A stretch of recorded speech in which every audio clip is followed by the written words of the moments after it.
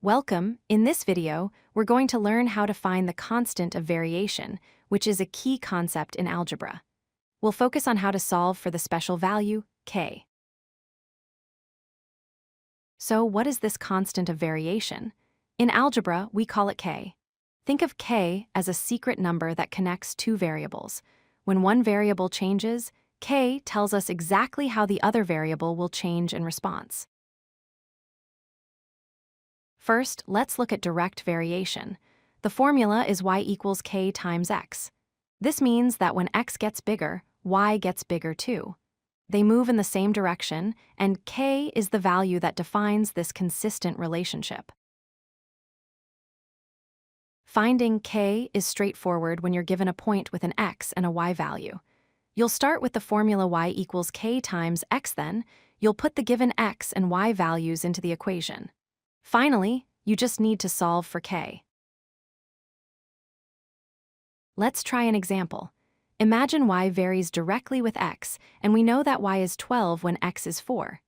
We start with our formula, y equals k times x. We substitute our numbers, so we get 12 equals k times 4. To find k, we divide 12 by 4, which gives us 3. So our constant of variation is 3.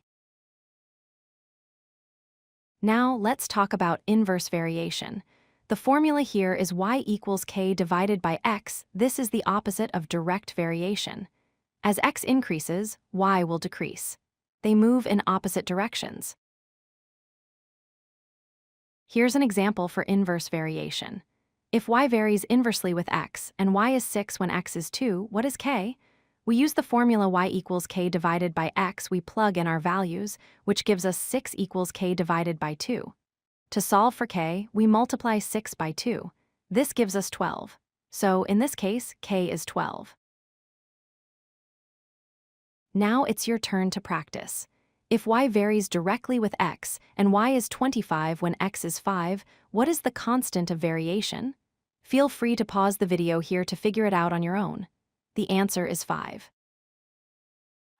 If you like this video, hit that like button and don't forget to subscribe. Visit codelucky.com for more such useful content.